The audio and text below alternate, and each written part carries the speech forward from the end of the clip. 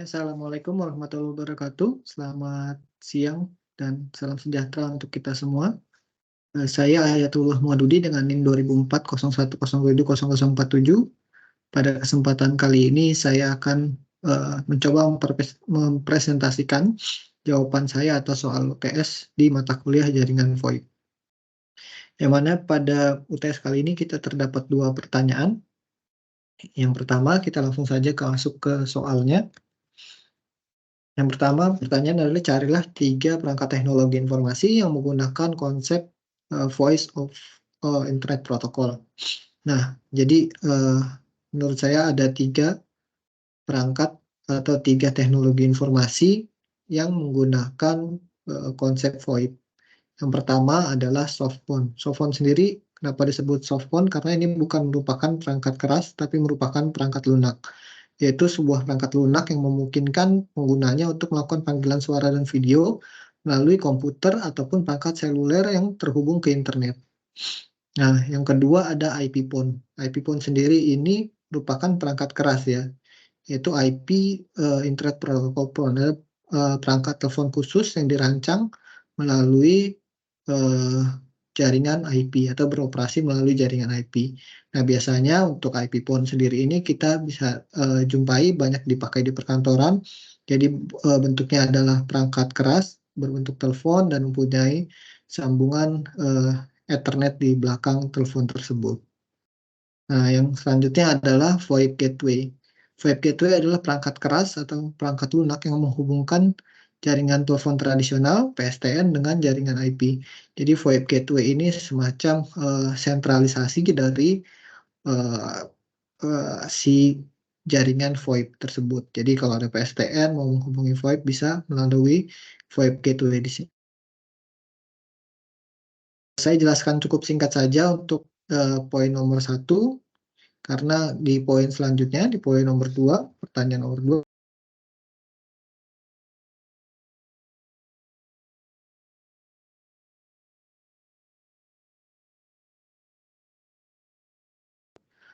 yang keempat adalah prinsip kerja dari perangkat, yang kelima adalah opportunity yang bisa dikembangkan dari perangkat tersebut.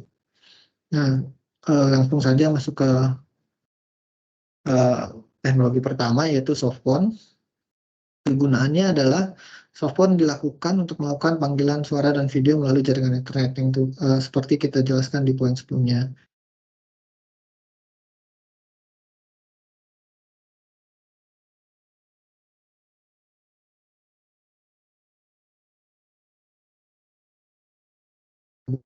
Dengan titik jarak branch atau cabang-cabang yang sangat jauh dari cabang utamanya. Nah, mereka menggunakan telepon VoIP dengan softphone itu agar lebih murah dan juga untuk kerahasiaannya lebih terjamin.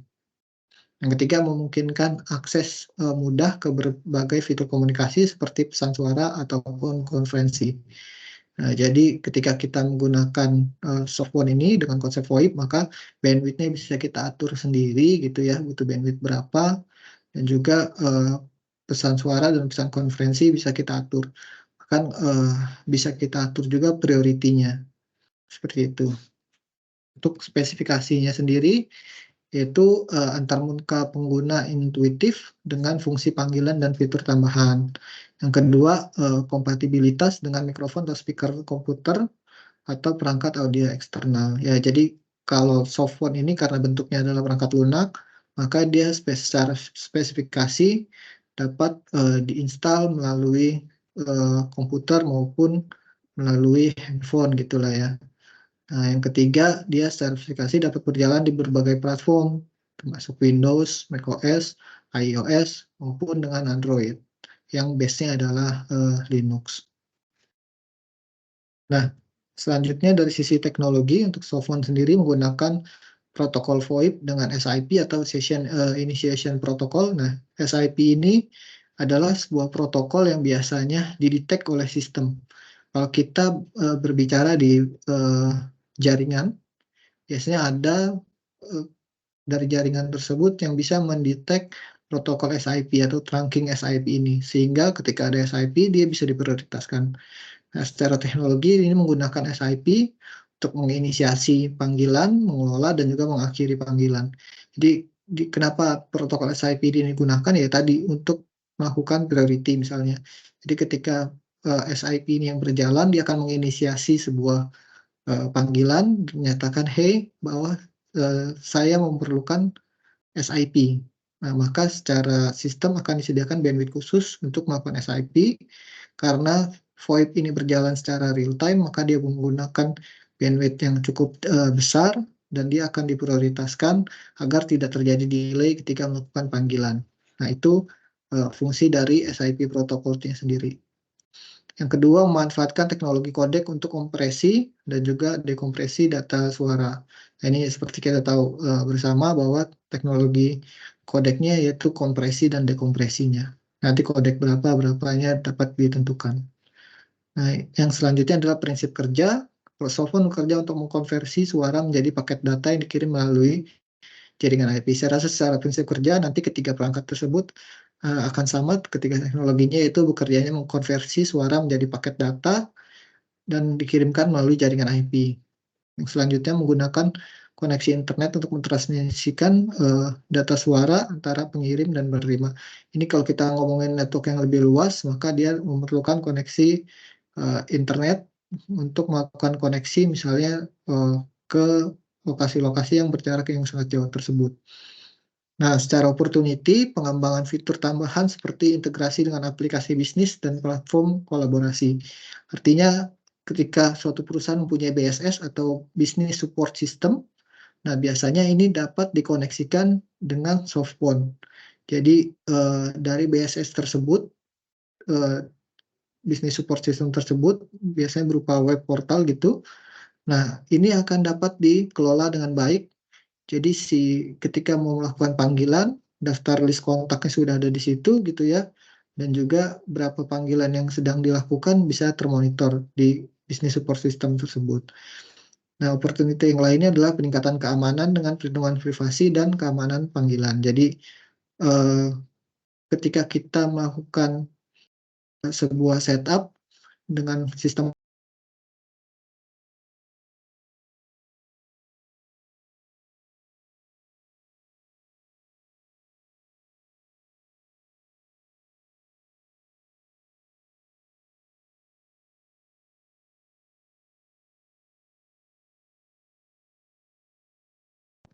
Terasa nggak terlalu berbeda jauh. Kalau IP phone ini bentuknya adalah hardware gitu, berupa fisik. IP phone digunakan untuk melakukan panggilan suara melalui jaringan IP. Selanjutnya menyediakan fungsionalitas telepon tradisional dengan kualitas suara digital. Maksudnya teleponnya seperti kita telepon pakai telepon analog atau PSTN biasa, tapi kualitasnya akan lebih jernih karena dia dikonversi menjadi digital. Jadi distorsi-distorsi yang terjadi ketika melakukan panggilan telepon di PSTN gitu ya, gelombang-gelombang yang mengganggu seperti sinyal liar tidak akan terjadi di sini karena dia dalam bentuk suara digital atau dalam bentuk paket-paket data. Terus secara spesifikasi menggunakan protokol VoIP dengan SIP atau H323, ini standarisasinya untuk melakukan panggilan dan dapat didukung berbagai kodek dengan kompresi suara. Ini saya rasa sih seperti yang dijelaskan sebelumnya di softphone sama. Lalu kita lanjut ke teknologi. Teknologi menggunakan protokol VoIP seperti SIP sama juga seperti yang di softphone tadi yang kita jelaskan. Ini protokol untuk melakukan panggilan untuk inisiasi, mengelola, dan mengakhiri panggilan, dapat melakukan prioritas dan segala macamnya. Lalu memanfaatkan teknologi kodek juga untuk melakukan kompresi dan dekompresi. Ini saya rasa tidak berbeda jauh, bedanya hanya softphone tadi berbentuk perangkat lunak dan IP phone berbentuk perangkat keras seperti itu ya. Nah, prinsip kerjanya, IP phone menerjemahkan sinyal analog ke data digital yang dapat dikirimkan melalui jaringan IP. Jadi, si perangkatnya tersebut, dia itu langsung mengubah sinyal suara yang diterima, sinyal analog. Analog itu adalah sinyal yang kita ngomong seperti ini adalah suara analog gitu ya. Si perangkat IP phone-nya langsung dapat merubah suara kita menjadi paket-paket data atau data digital dan dikirim melalui Ethernet yang biasanya tersambung ke telepon tersebut. Nah, Kedua, dia berkomunikasi dengan server VoIP untuk menginisiasi, mengelola, dan mengakhiri panggilan. Jadi seperti yang tadi, karena dia menggunakan SIP trunking atau Session Initiation Protocol, maka ketika ada panggilan dia akan berkomunikasi dengan server VoIP bahwa dia akan mengirimkan, saya membutuhkan ICP call. Lalu si server akan melakukan ICP knowledge. Itulah baru dia akan melakukan SIP untuk pengiriman datanya. Nah, itu adalah prinsip kerjanya, saya rasa sama juga dengan softphone tadi. Secara prinsip kerja dia mengubah, lalu juga dapat melakukan panggilan dan juga berkomunikasi dengan server VoIP. Secara opportunity, memiliki sistem security yang paling baik dan dapat dikembangkan sesuai kebutuhan. Nah, karena dia bentuknya hardware gitu ya, dia mempunyai security sistem yang saya rasa lebih baik daripada softphone yang merupakan software yang gampang diretas. Kalau dia berupa hardware, dia agak sulit untuk diretas, dan juga secara security dapat dikembangkan melalui pengaturan rules yang ada di jaringan. Jadi security yang dikembangkannya lebih ke arah jaringan VoIP-nya sendiri nanti. Tapi secara security hardware-nya, saya rasa dia cukup baik dibandingkan dengan si softphone.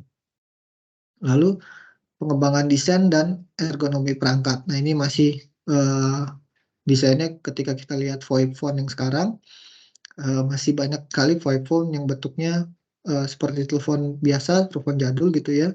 Nah, ini opportunity-nya dapat dikembangkan dengan mungkin layar sentuh, seperti kita di Android, dan juga ergonomi perangkatnya dapat diperbaiki dan diperbaiklah. Lalu integrasi dengan aplikasi bisnis atau sistem kolaborasi yang seperti tadi saya lihat, yang tadi saya katakan bahwa biasanya di perusahaan ada bisnis support system. Nah, karena ini bentuknya adalah hardware, maka perlu dilihat dulu compatibility-nya. Apakah si hardware tersebut yang punya misalnya API call atau semacamnya yang dapat berhubung dengan sistem bisnis support system yang sudah dipunyai oleh perusahaan. Nah, itu yang paling penting sebenarnya dari sistem hardware ini, IP phone.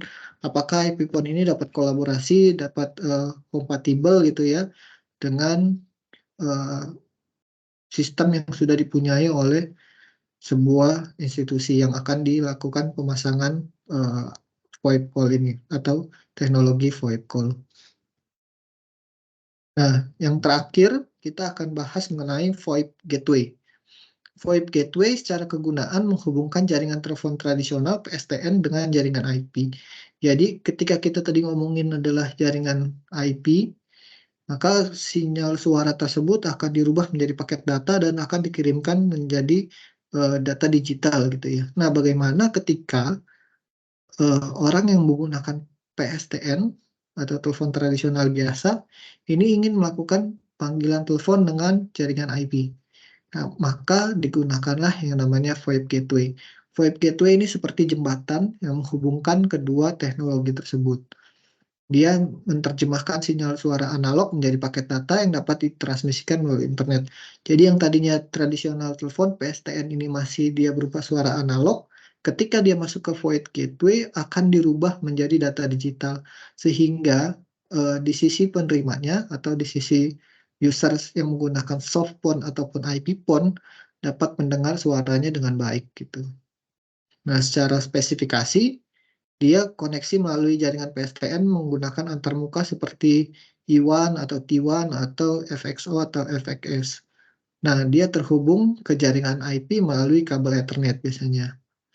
Oke, secara teknologi dia menggunakan protokol VoIP juga dengan teknologi kompresi suara untuk melakukan panggilan atau mengelola panggilan. Tadi seperti saya bilang, dia protokol tetap VoIP, fungsi kerjanya sama, mengubah dari sinyal analog menjadi sinyal digital gitu ya, atau data digital berupa data IP, tapi dia bentuknya sentralisasi dan juga dia melakukan dekompresi panggilan tersebut.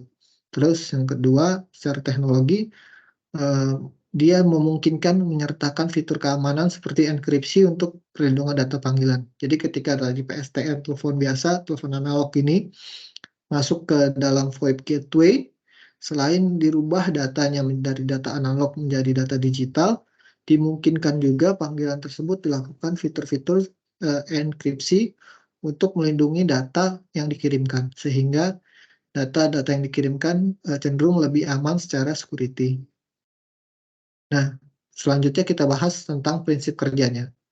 Web Gateway menerima sinyal suara dari telepon tradisional dan mengkonversinya melalui format yang dapat dikirim melalui jaringan IP. Seperti yang tadi saya sudah jelaskan, ini seperti jembatan, ketika dia dapat panggilan suara dari PSTN, dia konversi ke data digital, sehingga data digital ini akan dikirim ke softphone atau IP phone, sehingga suara dapat didengar dengan baik.